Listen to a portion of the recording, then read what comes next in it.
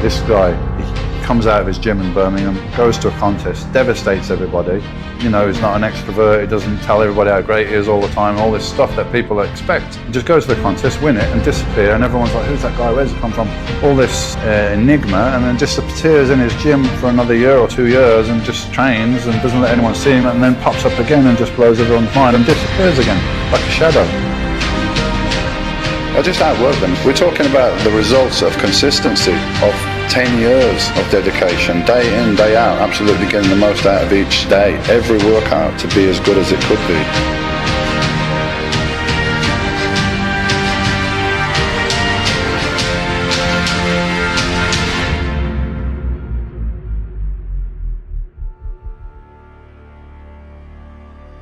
The athlete that's been receiving the most attention in the press is an English gentleman by the name of Dorian Yates. Dorian came in to the Olympia last year. It was his first Mr. Olympia, and he actually was able to beat Leigh Haney in one of the prejudging rounds, and as a result he came in second place as a final finish. Dorian's been able to add about 8 pounds of lean body mass in the past year. He's been sending pictures about every 6 weeks to the muscle and fitness offices back in Los Angeles and giving us a continuous update of what his status was. And it's very rare that you see an athlete who's achieved that level of extreme body mass and muscularity make those types of improvements. So Dorian is going to be one to beat, so to speak, in this competition. I heard a lot about Dorian prior to the 91 Olympia, and I always talk, I hadn't seen him. And then when I saw him for the first time in person, man, he was a monster, something that I'd never seen before.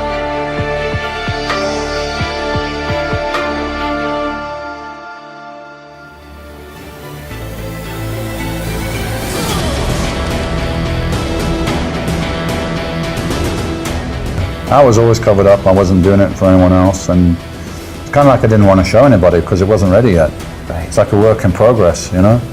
It's like an artist with his painting, they don't want nobody to look at that shit till it's finished, you know?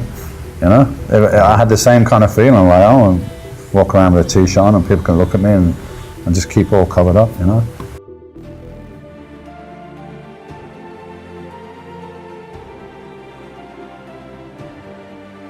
12 years I was competing, was living like a monk. Got a bit more relaxed, I suppose, because I had a family around me. I had my wife and my son and stuff when I was professional. We were living together and I had more security like that. But was very disciplined, almost to the extreme that wasn't necessary, but I didn't know how to do it any other way, you know? So I wouldn't go out, I wouldn't go to a movie if it meant I was going to get home after 11:30 because I need to get to bed at 12 and I need to eat at 11. And all these things, you know, everything had to work around. So it's almost like I was trying to create the perfect environment all the time for me to get the results from the training. And that's the thing with bodybuilding, it's not just the training when you go to the gym and then you can like, oh, let's forget about that when you go home. No, it's with you all the time. Because you've got to, you've got to eat the right things at the right time, and you've got to eat very frequently, every 2.5 to 3 hours. You're going to have the required nutrition and so on. So it's like a real regime, and I kind of bent everything around that.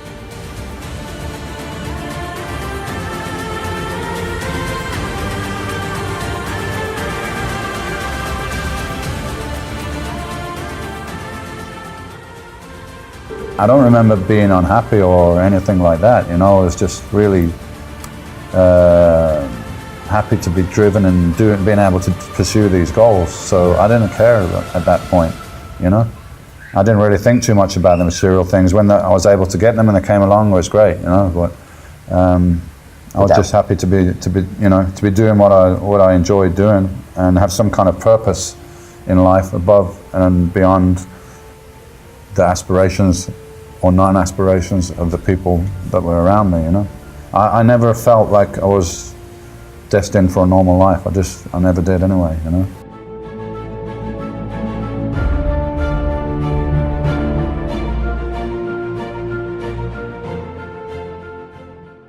A bodybuilder is the opposite to a weightlifter or a powerlifter. Their job is to get the weight from A to B however they can, using as many muscle groups, using as much momentum and body movement, whatever it takes to get that weight. With a bodybuilder, you've got to eliminate all those things, You've got to try to put maximum stress on whichever muscle it is that you're trying to isolate and trying to work. So there's a real mental aspect to that, you know?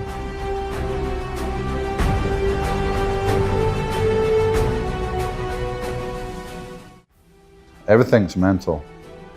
Everything's a thought. You know, you create your reality with your thoughts.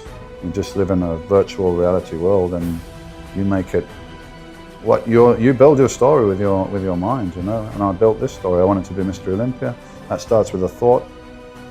Then come the actions, and I learned from that I can apply that to many things, you know. And you can bring things into your reality.